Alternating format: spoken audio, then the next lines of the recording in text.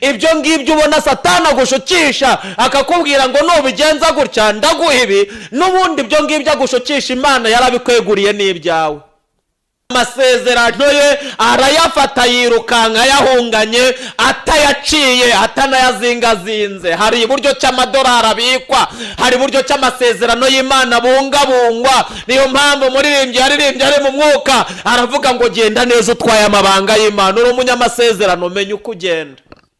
Umunsi wa none uriho urakorera Imana mu gihe kigoye, urakorera Imana utarya, urakorera Imana utanywa, urakorera Imana uri mu buzima bugoye, ariko Imana igeze gute? Irabizi, kandi ntabwo Imana izaguta. Yaravuze ngo nujya mu mazi nzaba ndi kumwe nawe, mu muriro nzaba ndi kumwe nawe, mu burwayi nzaba ndi kumwe nawe. Haleluya! Korera Imana, bakwemera batakwemera, bavuga ngo wishyizeho, bavuga ibyo bashaka. Ntabwo duhamagariwe gukorera abantu mu Mana, ahubwo duhamagawe gukorera Imana ariko mu bantu. Yesu ashimwe cyane.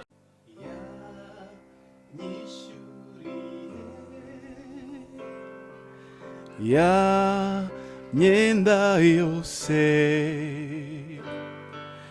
ya mbabariye ibyaha atumanerade. Amahoro y'Imana abane namwe, turabashuhuje kandi turabakunda mu izina rya Yesu Kristo. Mwese abakurikiye iyi televiziyo ikamba Karuvari, Uwiteka abagirire neza aho mwaba muherereye hose, haba mu gihugu cyacu cy'u Rwanda, haba ku migabane yose itandukanye, aho ubu butumwa bwiza tuvuga bubasha kugera, aho muri hose, aho uzabwumvira hose, turagushuhuje. Uwiteka abane nawe mu izina rya Yesu Kristo. Ni Pastor Umunyamahamagaro Protais, ndagarutse rero kugira ngo n'ubundi tuganire ku ijambo ry'Imana nk'uko tubihamagariwe. Reka dusenge. Mana, turongeye turagushimiye, izina ryawe nirishyirwe hejuru, duciye bugufi mu izina rya Yesu kubw'ineza n'urukundo byawe uhora utugaragariza. Urongeye udushyiriyeho umwanya mwiza kugira ngo tuganire ku ijambo ryawe. Ndakwinginze kugira ngo umanukire kurikoreramo ku buryo budasanzwe mu izina rya Yesu, amen. Imana rero ibagirire neza mu izina rya Yesu. Turabakunda, turabasengera, tubifuriza umugisha w'Imana, kandi niwo muhamagaro wacu. Ubu butumwa rero mujye mubwumva, kandi iyo umuntu yumvise ijambo ry'Imana yarangiza agahinduka, hari inyungu nyinshi zo kumva ndetse no kumvira ijambo ry'Imana. Ijambo ry'Imana ravuga muri Yesaya 1:19 ngo nimwemera mukumvira, nimwumva ijambo ry'Imana mukaryemera mukaryumvira, muzarya ibyiza byo mu gihugu, ngo ariko nimwanga mugakomeza kugoma, inkota y'Uwiteka izabarya. Sinifuza rero ko hari umuntu waribwa n'inkota kandi yarakurikiye ubu butumwa bwiza. Uwiteka abampera umugisha mu izina rya Yesu. Ni Pastor Protais nabibwiye.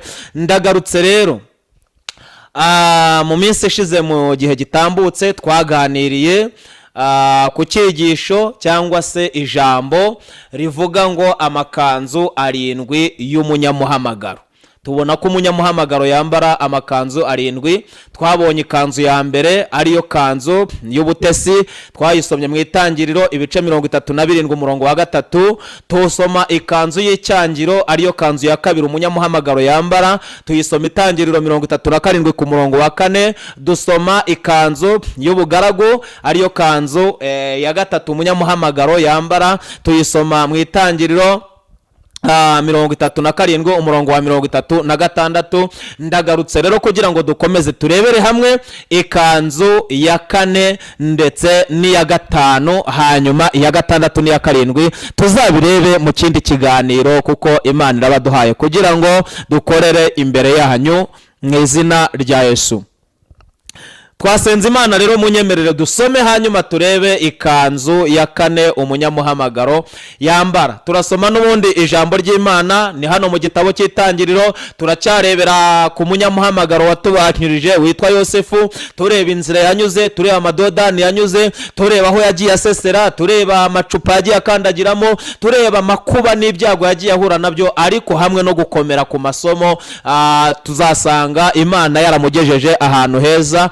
Nugira umugisha wo gukurikira iki kiganiro cyangwa se iyi nyigisho ukayirangiza ukageza ku ikanzu ya 7, ndakubwiza ukuri ko bizagufasha. Kandi Yesaya yaranditse mu gitabo cye mu bice 55 umurongo waho wa 10 n'uwa 11 aravuga ngo nk'uko imvura na shelegi bimanuka ntibisubireyo ahubwo bikaza bigatosa ubutaka bikameza imbuto bigahereza umubibyi umusaruro, ngo ni nako ijambo ry'Uwiteka rizamera ngo ntago rizagaruka ubusa ahubwo rizasohoza iby'Imana yaritumye kandi rikore iby'Imana ishaka. Uzahinduka ndabizi neza kuko twese twahinduwe n'ijambo. Reka dusome ijambo ry'Imana mu gitabo cy'Itangiriro ibice byaho 39, dusome umurongo waho wa 11. Dusome mu izina rya Yesu. Haravuze ngo bukeye yinjira mu nzu gukora umurimo we, ari nta bandi bagabo bo mu nzu barimo. Uwo mugore afata umwenda we aramubwira ati turyamane, amusigira umwenda we arahunga. Amen. Imana iguhe umugisha. Aha harimo ikanzu ya 4 umunyamuhamagaro yambara, yitwa ikanzu yo guhunga icyaha.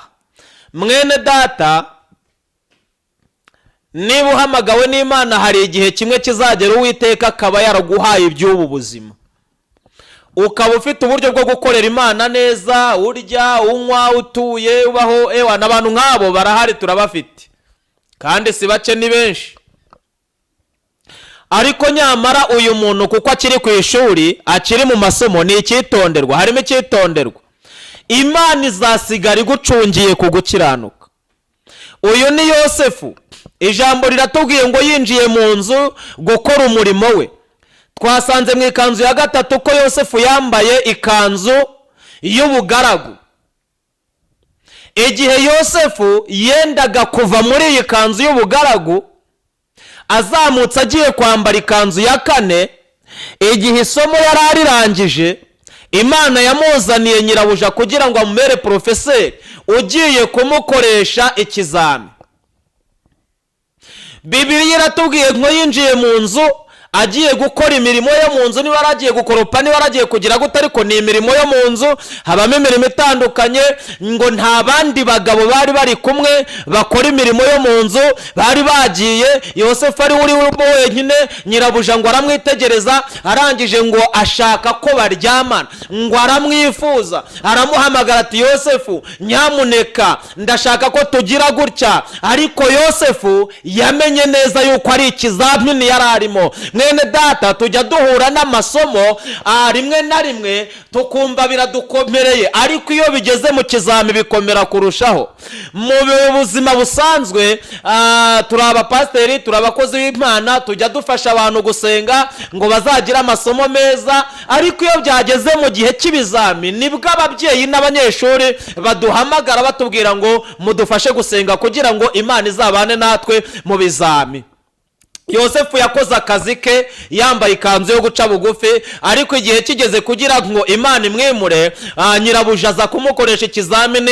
Aza imbere ye umuntu ushaka gusambana, murumva uko aba ameze. Arangije ngo araza, ngo aramwinginga, aramubwira ati turyamane. Ariko cyari ikizami Imana yari yemeye ko Yosefu akinyuramo kugira ngo arebe, Imana irebe imyitwarire. Ariko Yosefu yari azi neza ibyo arwana nabyo. Nababwiye ko iyo utaramenya uwo murwana uko areshya utamenya aho ukubita. Hari igihe ukubita hejuru uri kurwana n'igikuru ukabura ahushije. Niyo utaramenya ibyo usengera ntumenye uko usenga. Hari igihe usenga ushima ugashima nta kintu mfite, cyangwa ukirukana abadayimoni nta badayimoni ba. Yosefu rero amakuru yose yari ayafite. Nyirabuja araza ngo ashaka ko baryamana. Yosefu arangije aramubwira ngo ntago nigurisha, nagira ngo umbwirire Satani kutigurisha. Uri umunyamasezerano, Imana yavuganye nawe. Humura, uyu munsi wa nubwo wasuzugurwa ntawe uzagusekera. Gukiranuka nta tegeko birihana. Abantu bagusuzugurira hano mu isi, ariko umukiranutsi umunsi umwe yishima hejuru y'ikigeragezo. Asifiwe Bwana Yesu. Arangije nyirabuja ati turyamane. Yosefu ngo arareba, aravuga ati amasezerano yanjye yose arahita arangirira ahangaha, hanyuma imvune zose navunitse niga amashuri nyacikiriza aha. Nyirabuja ngo araza aramubwira ati niwemera aka karimo kakankorera. Murumva nawe uyu mugore uko yasaga, murumva uko yarebaga. Ikindi Yosefu yari amaze kugira imyaka 27. Bivuga ngo umuntu ufite imyaka 27 ari umusambanyi, yashobora gusambana rwose. Ariko Yosefu arabireba, arangije amubwira ati reka data ntago nabikora. Yesu ashimwe cyane. Arangije ngo aramuhakanira. Amaze kumuhakanira, umugore ngo ararakara. Arangije atekereza ukuntu yamubonye, ukuntu yamwumvise. Arangije ngo aravuga ngo naba nsebye. Bibiliya iratubwiye ngo afata igikanzu cye ashaka ko baryamana, ashaka kumujya hejuru. Yari yambaye cya gikanzu cy'ubugaragu. Bibiliya iratubwiye ngo Yosefu asohoka muri icyo gikanzu cy'ubugaragu. Arangije ngo agisigira nyirabuja. Yosefu yirukanka yambaye ikanzu ya kane Umunyamahamagaro yambara, yitwa ikanzu yo guhunga icyaha. Imana irashaka ko uhunga icyaha mwene data. Yosefu yahaguma yari gusambana. Umunyarwanda yaciye umugani aravuga ngo uhima ipfa arahava. Niba uzi neza yuko ibyo bintu niubigumamo bizagusunikira mu ntege nkeya, bihunge. Niba uzi neza ko iyo ubanye n'abakobwa umwanya munini bigukururira amarari, bikaza kukugusha mu cyaha, amakuru yafite neza, bahunge, witindana nabo. Niba uzi neza ko iyo utinze ahantu hari iby'abandi ugakomeza kubireba, ugirira hari ibyo kubyiba, karande zigahaguruka zo kwiba, nyamuneka kuko uhima ipfa hava. Niba ushaka gukiranuka ibyo bintu gira gute? Bihunge. Yosefu nyirabuja yaramaze kumubwira ati niwemera ukankorera aka karimo, ibyo muri uru rugo byose ndagira gute? Ndabikwegurira. Ariko reka nkubaze mwene data, iyo Yosefu yemera kwegurirwa ibyo kwa Potifari ariko akabura ubugingo, mbese n'iki byari kumumarira?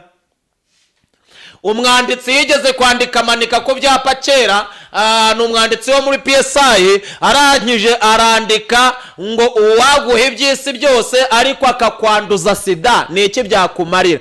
Tubigarure mu buryo bw'umwuka dukurikije isomo turiho cyangwa inyigisho turiho. Uwaguha ibyo mu isi byose, uwaguha amaetaje yose ari muri Kigali, uwaguha gare ya Nyabugogo n'imodoka zirimo, uwaguha amafaranga yose ari muri Beneri, ariko akakwima ubugingo, byakumarira iki? Ubundi se imodoka waziguha zose, ubundi ugenda mu modoka zingahe? Iyo ufite kwirimo imyanya 4 cyangwa 8 cyangwa ingahe bitewe n'ubwoko bwayo, ubundi iyo myanya yo yicaramo yose ra? Yosefu yari afite umwuka wo kunyurwa. Yaravugaga ati n'ubundi ibyo nari mfite byari bimpagije. Haleluya. Arangije aramubwira ati reka data wimbwira ngo urabinyegurira, reka data n'ubundi databuja yarabimpaye. Ibyo ngibyo ubona Satani agushukisha akakubwira ngo nubigenza gutya ndaguha ibi, n'ubundi ibyo ngibyo agushukisha Imana yarabikweguriye n'ibyawe. Satani nakubwira ngo sambana gira gutya ndagira gutya, urumva bireka data. Imana yakugeneye umugore wawe, kandi n'ubundi hari ukuntu bizagenda. Wishaka ko Satani abigukoresha imburagihe. Arangije aramubwira ati reka data ntago ndi bubikore. Arangije amadolari ye, amasezerano ye arayafata, yirukanka yahunganye, atayaciye, atanayazingazinze. Hari iburyo cy'amadolari abikwa, hari iburyo cy'amasezerano y'Imana bungabungwa. Niyo mpamvu muririmbyi yaririmbye ari mu mwuka aravuga ngo genda neza utwaye amabanga y'Imana. Uri umunyamasezerano, menya uko ugenda. Yirukanga yambaye ikanzu yo guhunga icyaha, uhima ipfa agira gute? Arahava. Yosefu arangije aragenda, kanzu yo guca bugufi ayivanamo, ikiboyi akivanamo, ajya kwambara ikanzu yo guhunga icyaha, arayambara. Imana y'amahoro iguha umugisha. Ni amakanzu 7 y'Umunyamahamagaro. Tuzayasoza nawe wamaze kumenya iyo wambaye, cyangwa se wamaze kumenya niyo wasimbutse. kandi gusimbuka ntibyemeye, kuko iyo wamaze kuzamuka n'ubundi uramanuka ukajya kwambara ya yindi wasimbutse. nta muntu ujya uva muri pirimeri ngo ajye muri kaminuza atanyuze muri segonderi, ntago bijya bibaho. iyo wasimbutse bakagutahura bagusubiza hasi. hari abantu bajya bava hejuru, biravuga ngo uwicisha bugufi azazamurwa, ariko uwizamuye nawe azamanurwa. niyo mpamvu usanga umuntu yitwaga runaka, ariko mu gihe runaka ukazajya kureba ugasanga yagiye mu baciye bugufi hasi, ukareba utari ko se Imana birashoboka ko yakora biriya bintu. reka data, hari aho uriya muntu yari yarigejeje, ariko ubwe hari amakanzu yari yarasimbutse, Imana rero yamujyanye gusubukura ibyo yari yarasimbutse. mwene data, emera ukurikiranye aya makanzu neza, aya masomo, aya mashuri uyige neza, kandi Imana izakugeza ku gihagararo kizima. wigira irari ry'iby'abakuru bawe, ry'iby'abarangije kwiga. Bwana sifiwe sana. komeza kugubwa neza. Yosefu yambara ikanzu Umunyamahamagaro yambara ya kane, yitwa ikanzu yo guhunga icyaha. Imana yigeze kubwira Yakobo, iramubwira ngo ibyaha biritugatugera ku rugi rw'umutima wawe, kandi ni wowe bishakisha. ariko yongeraho ijambo rikomeye, iramubwira ngo nyamara ariko wowe ubasha kubitegeka, ushobora kubitegeka. ibyo ngibyo byose Imana izi neza ko washyizemo akabaraga, wabitegeka bigashoboka. wibwira Imana ko hari ibyakunaniye, Imana yashyize imbaraga muri wowe zo kubinesha mu izina rya Yesu. Yosefu arangije aritambukira, yambara ikanzu yo guhunga icyaha, nyirabuja asigara aho ngaho. Yosefu Imana iramureba, iravuga ngo mbonye umukiranutsi mwese umeze nk'uko umutima wanjye ushaka. uwaguha iby'isi byose, uwaguha ibyo ubona byose, akakwima ubugingo, byakumarira iki? Yosefu yaravugaga ati ninemera nkaryamana n'uyu mugore, iby'Imana yavuganye nanjye ntarabibona.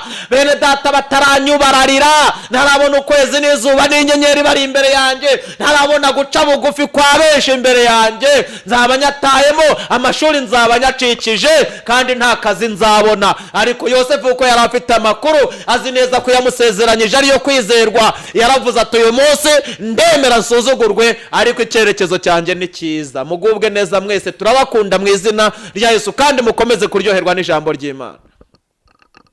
Yosefu arahunga yambaye ikanzu ya kane yo guhunga icyaha. uyu munsi wa none nta biri kuguhiga. urabona nta mukaputifari uri imbere yawe. birashoboka ko mukaputifari ntabwo ari umugore gusa, yakubera n'amafaranga. ibyo bintu byose ubona wakinjiramo bikagukura mu isezerano, ibyo ngibyo byose ubigereranye na mukaputifari, ariko ukwiriye kubitegeka, ukwiriye kubihunga. Imana yagushyiriyeho kubitegeka, ntabwo bishyiriweho kugutegeka mu izina rya Yesu. hunga rero ibyo ngibyo byose bikwiye tugatugiraho, kandi hari imbaraga zo kunesha. hari marayika w'Imana Imana yohereza gusanganira abantu bari guhunga icyaha. Imana ikugirire neza mu izina rya Yesu. iyo niyo kanzu ya kane Umunyamahamagaro yambara, yitwa ikanzu yo guhunga icyaha. ibyo ngibyo byose ubona biguhiga, ibyo bigushakisha, Uwiteka yagushyiriyeho inzira zo kubicika, kugeza igihe uzagerera ku gihagararo gikwiriye, uzagerera ku cy'Imana yaguhamagariye, kugeza igihe uzambikirwa ikamba. Imana ikugire neza. ni ikanzu ya kane Umunyamahamagaro yambara uyu munsi wa none. hunga icyaha mu izina rya Yesu Kristo. hunga, kuko icyaha kirakura kikabyara urupfu.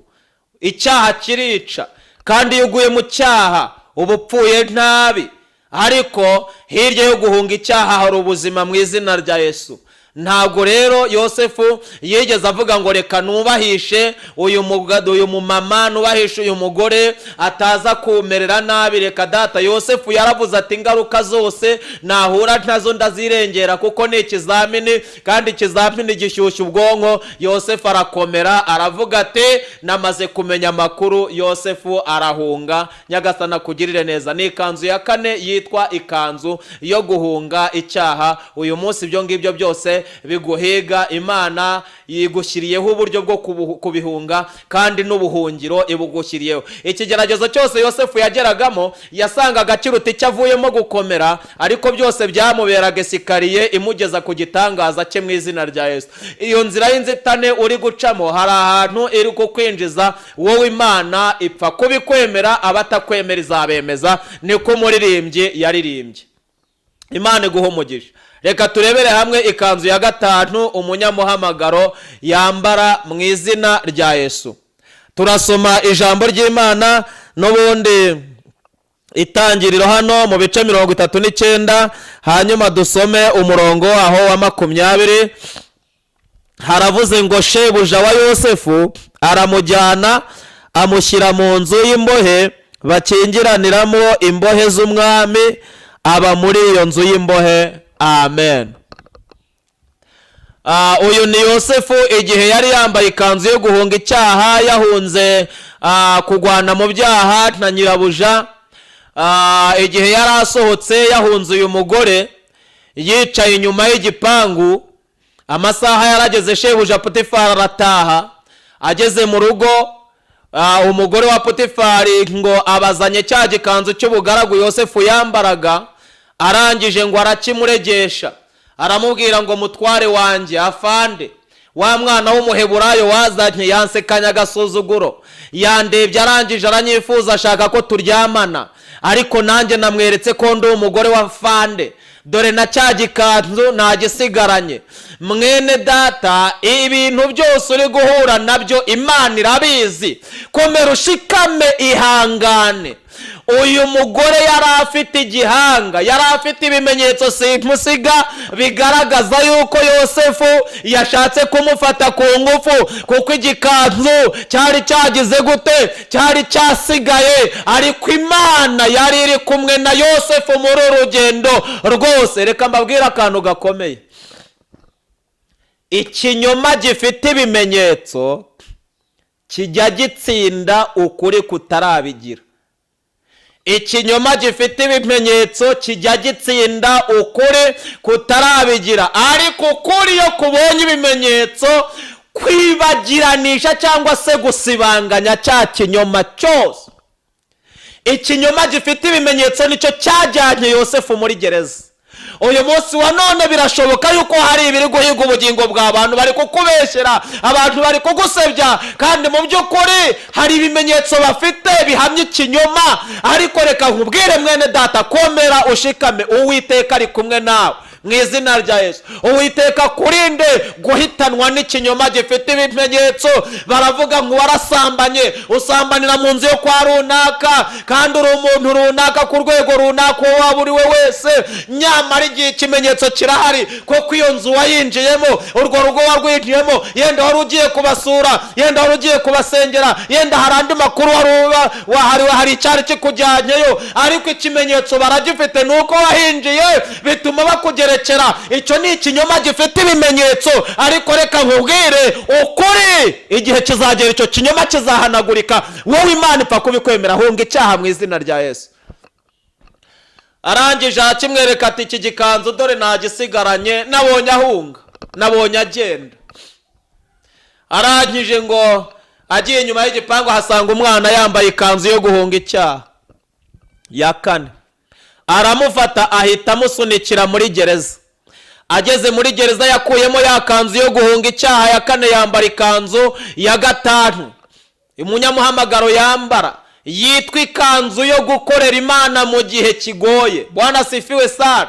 Ngo yitwa ikanzu yo gukorera Imana mu gihe kigoye, ni ikanzu ya 5 umunyamuhamagaro yambara, kanzu yo gukorera Imana mu gihe kigoye. Pawulo yandikiye Timoteyo muri Timoteyo wa 2 ibice 4, aramubwira ngo Timoteyo, ndagutongerera mu maso y'Imana no mu ya Kristo Yesu uzacira iteka abazima n'abapfuye ubwo azabaje kwima ingoma ye.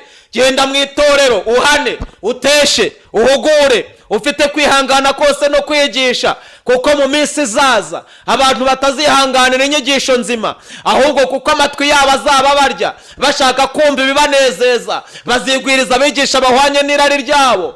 Ariko weho, haleluya, genda ubwiriza abantu ijambo ry'Imana, ubikore mu gihe kigukwiriye no mu gihe kitagukwiriye, ubikore bikoroheye, ubikore bitanakoroheye, ubikore bakwemera, ubikore batanakwemera. Uyu munsi wa none uriho urakorera Imana mu gihe kigoye, urakorera Imana utarya, urakorera Imana utanywa, urakorera Imana uri mu buzima bugoye, ariko Imana igize gute? Irabizi, kandi ntabwo Imana izaguta, ntabwo izaguta. Yaravuze ngo nujya mu mazi nzaba ndi kumwe nawe, mu muriro nzaba ndi kumwe nawe, mu burwayi nzaba ndi kumwe nawe. Haleluya. Korera Imana, bakwemera batakwemera, bavuga ngo wishyizeho, bavuga ibyo bashaka. Ntabwo duhamagariwe gukorera abantu mu Mana, ahubwo duhamagawe gukorera Imana ariko mu bantu. Yesu ashimwe cyane. Abantu sibo baduhemba, duhembwa n'Imana. Arangije yambara ikanzu yo gukorera Imana mu gihe kigoye. Rero nkuko Pawulo yabyanditse ngo ugomba gukorera Imana, ukabwiriza abantu ijambo ry'Imana mu gihe kikoroheye no mu gihe kitakoroheye. Birashoboka ko uri gukorera Imana ugenda n'amaguru, urakorera Imana abantu bavuga ngo waravangiwe, urakorera Imana abantu bavuga ngo bimeze gutya, ariko ntabwo abantu aribo dukorera, ahubwo turakorera Imana mu bantu. Abantu rero batatwemera, leta y'ijuru dukorera izatugororera uko byagenda kose. Uwiteka guha umugisha. Ni ikanzu yitwa iyo gukorera Imana mu gihe kigoye.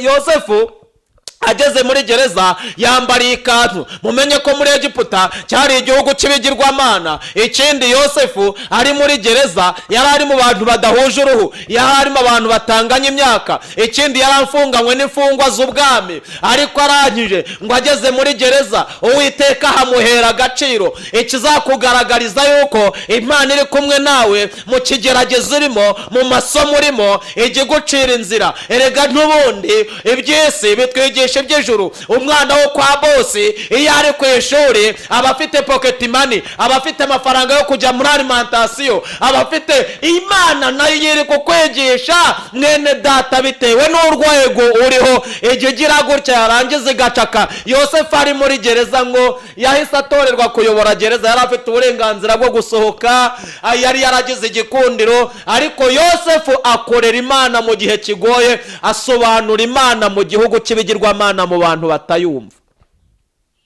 Yesu ashimwe cyane. Uwiteka guha umugisha. Iyo ni ikanzu ya gatanu Umunyamahamagaro yambara, yitwa ikanzu yo guhunga icyaha. Munyemerere tube dushoreje ahangaha. Ikanzu ya gatandatu n'iya karindwi tuzayirebera hamwe mu nyigisho yacu itaha. Uwiteka akwambike imbaraga, wowe ufite ibyo uri kurwana nabyo, wowe wambaye ikanzu yo guhunga icyaha, wowe abantu bari gusebya, wowe abantu bari kuvuga ibyo biboneye, wowe ubona ibintu bitakumereye neza. Nyamuneka muri izo ntambara zose nta gusezererwa. Iyo kanzu Imana irabona ikigukwira. Komeza uyambare, ibishokoro bikuriremo, amahwa akuriremo, intozi zikuriremo, ariko igihe kizagera uzambikwa ikamba ry'abakiranutse. Pawulo yarabisobanuye neza, abwira Timoteyo, aramubwira ngo narwanye intambara nziza, nize neza, narinze ibyo kwizerwa, ibisigaye mbikiwe iki ikamba. Imana iguha umugisha. Mwari kumwe na Pastor Umunyamahanga Protais. Icyigisho ni amakanzu arindwi y'Umunyamahamagaro. Ukimara rero kumva iyi nyigisho usabwa gukora subscribe, share ndetse na comment kugira ngo bigere no ku bandi bantu. Uwiteka nagukingurira amarembo y'umugisha kandi agushyigikire muri iryo somo ugezeho. Shalom, shalom, shalom.